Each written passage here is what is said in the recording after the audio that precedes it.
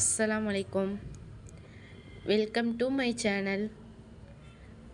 பசியாரலாம் வாங்க. எல்லோரும் எப்படி இருக்கீங்க? நம்ம இன்றைக்கி என்ன பார்க்க போகிறோம் அப்படின்னா, செட்டிநாடு சிக்கன் எப்படி செய்கிறதுன்னு பார்க்க போகிறோம். இப்போ அதுக்கு 2 ஸ்பூன் பொட்டுக்கடலை எடுத்துக்கோங்க, 2 ஸ்பூன் மல்லி எடுத்துக்கோங்க, 2 ஸ்பூன் கசகசா எடுத்துக்கோங்க, 10 மிளகா எடுத்துருக்கோம். எங்கள் வீட்டில் நார்மலாக காரம் சாப்பிடுவாங்க. 3 பட்டை எடுத்துக்கோங்க, 1 அன்னாசி பூ, 3 கிராம்பு எடுத்துக்கோங்க, 3 ஏலக்காய் எடுத்துக்கோங்க. இதை இப்போ நம்ம வறுத்து அரைக்க போகிறோம். வாணலை சூடு பண்ணிவிட்டு 1 அன்னாசி பூ போட்டுக்கோங்க, 3 பட்டை போட்டுக்கோங்க, 3 கிராம்பு போட்டுக்கோங்க, இதோட 3 ஏலக்காய் போட்டுக்கோங்க. இதோட மிளகா, பட்டை மிளகாவை உங்கள் காரத்துக்கு ஏற்றாப்புல நீங்கள் போட்டுக்கோங்க. இதோட நம்ம கசகசா, அந்த மல்லி, பொட்டுக்கடலை எல்லாம் எடுத்து வச்சுருந்தோம்ல, அது எல்லாத்தையும் போட்டு நல்லா வறுத்துக்கோங்க. நான் இது 1 கிலோ சிக்கனுக்கு ஏற்றாப்புல நான் எடுத்திருக்கேன். நீங்கள் அதுக்கு ஏற்றாப்புல நீங்கள் எடுத்துக்கோங்க. உங்கள் வீட்டில் அரை கிலோ 1 கிலோக்கு ஏற்றாப்புல நீங்கள் எடுத்துக்கோங்க. இது 1 கிலோ சிக்கனுக்குள்ள அளவு. இதை நல்லா என்ன செய்யுங்கன்னா, லோ ஃப்ளேமில் வச்சு நல்லா வறுத்து எடுத்துக்கோங்க. ஹை ஃப்ளேமில் வச்சிங்க அப்படின்னா அந்த அரோமா இருக்காது, கருகி வேற போயிடும். அதனால் லோ ஃப்ளேமில் வச்சு நல்லா வறுத்து எடுத்துக்கோங்க. இந்த 10 மிளகான்றது நார்மலாக காரம்தான். நல்லா சுள்ளுன்னு சாப்பிட்றவங்களுக்குலாம் கூட ஒரு 5-6 மிளகா சேர்த்து வச்சுக்கோங்க. அப்போ தான் நல்லாயிருக்கும். நார்மலாக சாப்பிட்றவங்களுக்கு இந்த 10 மிளகா போதும்.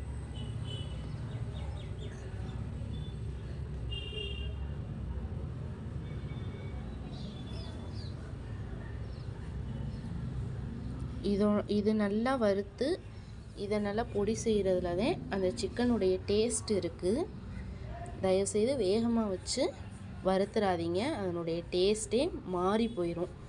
லோ ஃப்ளேமில் வச்சு பொறுமையாக வறுத்து எடுத்துக்கோங்க. அதனால தான் சட்டியை கொஞ்சம் நல்லா சூடு பண்ணிவிட்டு நீங்கள் வறுக்கிறதுக்கு போடணும்.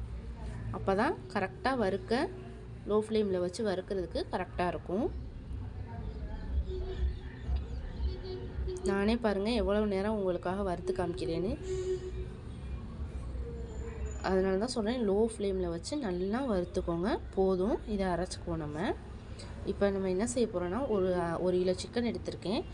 இதில் அரை கிளாஸ் தண்ணி ஊற்றி உப்பு போட்டு, தேவையான அளவு உப்பு போட்டு இதை அரை வேக்காடு வேக வச்சுக்கோங்க. இது குக்கர்லலாம் வச்சிங்கன்னா டேஸ்ட்டு மாறி போயிடும். சட்டியில் வச்சா தான் நல்லாயிருக்கும். உப்பு போட்டு நல்லா கிளறி விட்டு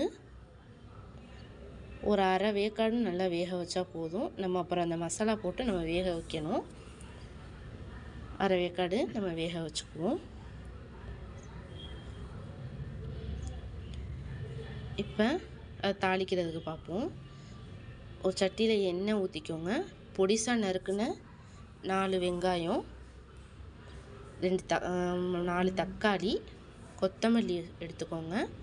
அதோடு வேக வச்ச அரை வேக்காடு வேக வச்ச அந்த கோழி, இஞ்சி பூண்டு பேஸ்ட்டு 2 ஸ்பூன், அந்த வறுத்து அரைச்ச மசாலா. கடாயில் ஒரு 3 ஸ்பூன் எண்ணெய் ஊற்றிக்கோங்க. எண்ணெய் ஊற்றி நல்லா ஹீட் ஆனதுக்கு அப்புறம்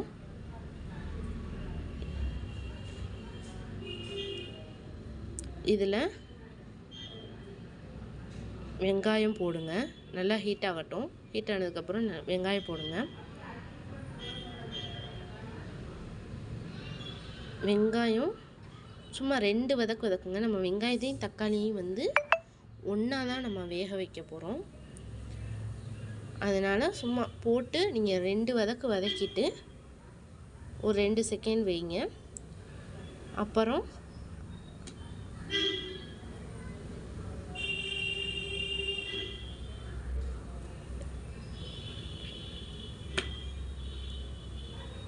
இந்த 2 செகண்டுக்கு அப்புறம் நம்ம தக்காளி போட்டுக்குவோம். ஒரு 4 தக்காளி போட்டு, தக்காளி வந்து குழைய வேகணும்.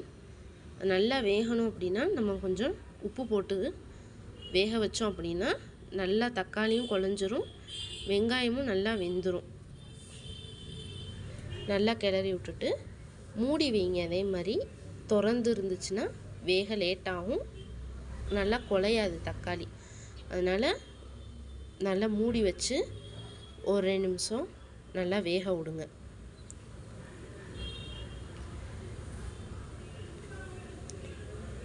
இன்னும் கொஞ்சம் கரையட்டும்.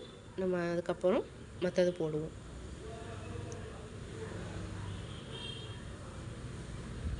இப்போ நல்லா எண்ணெய் பிரிஞ்சு வந்துருச்சு, நல்லா கரைஞ்சும் குழஞ்சி போச்சு தக்காளி. இதோடு நம்ம என்ன சேர்க்க போகிறோன்னா இஞ்சி பூண்டு பேஸ்ட்டு 2 ஸ்பூன் சேர்க்க போகிறோம். சேர்த்து நல்லா கிளறிக்கோங்க. இஞ்சி பூண்டு அந்த பச்சை வாடை போகிற வரையும் நல்லா கிளறி விட்டுக்கோங்க. லோ ஃப்ளேம்லேயே வைங்க. இஞ்சி பூண்டு போட்டால் கொஞ்சம் பூம், அதனால் லோ ஃப்ளேமில் வச்சு நல்லா கிளறிக்கோங்க.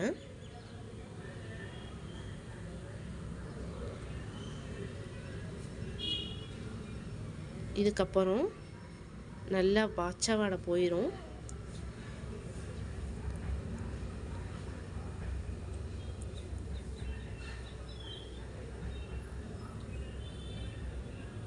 நல்லா குழஞ்சாதே டேஸ்ட்டு கிடைக்கும்.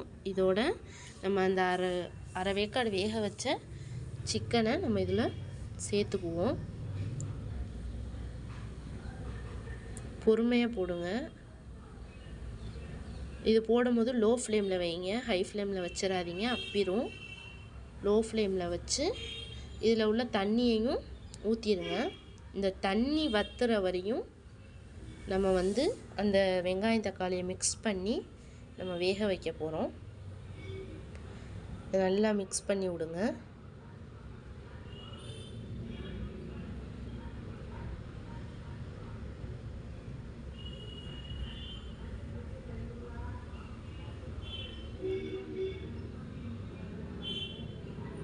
நல்லா மிக்ஸ் பண்ணிவிட்டு இதை கொஞ்ச நேரம் இந்த வெங்காயம் தக்காளி அந்த தண்ணி எல்லாமே நல்லா சுண்டுற வரைக்கும் வேக விடுங்க மூடி வச்சு.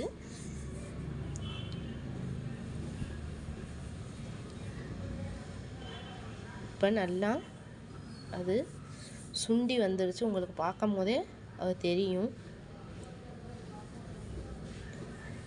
இந்த ஸ்டேஜில் தான் நம்ம அந்த பொடியை நம்ம வந்து மிக்ஸ் பண்ண போகிறோம், அந்த வறுத்து அரைச்ச பொடியை.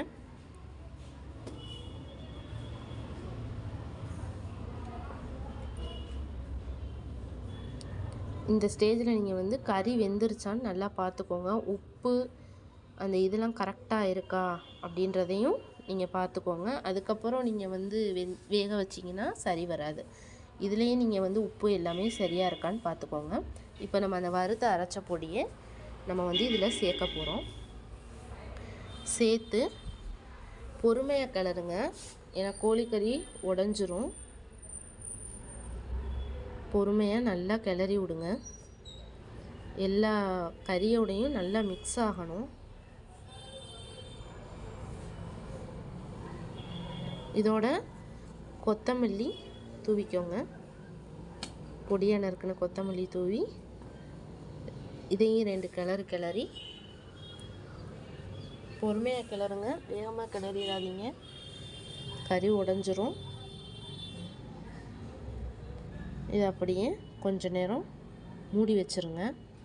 சிம்முலேயே வைங்க. சிம்மில் வச்சு அது மசாலா நல்லா வந்து அந்த சிக்கனோட மெர்ஜ் ஆகணும். இப்போ பார்ப்போம் எப்படி இருக்குன்னு. சிக்கன் வெந்துருச்சு நல்லா. ஆனால் இன்னும் கொஞ்சம் அந்த மசாலா வந்து சிக்கனோட சேரணும், சேர்ந்தால் தான் டேஸ்ட்டு கிடைக்கும். அதனால் இன்னும் ஒரு 5 மினிட்ஸ் இருக்கட்டும், குக் ஆகட்டும்.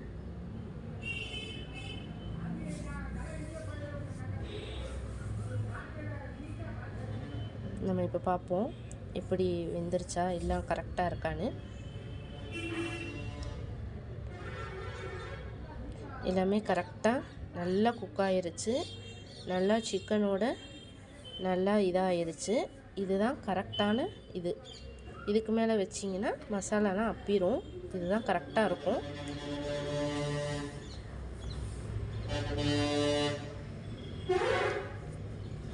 இதுதான் நம்மளோட செட்டிநாடு சிக்கன். எல்லோரும் வீட்டில் செஞ்சு பாருங்கள். எப்படி இருக்குன்னு கமெண்ட்டில் சொல்லுங்கள். இந்த வீடியோ பிடிச்சிருந்தா லைக் பண்ணுங்கள், கமெண்ட் பண்ணுங்கள், ஷேர் பண்ணுங்கள், சப்ஸ்கிரைப் பண்ணுங்கள். தேங்க்யூ ஃபார் வாட்சிங்.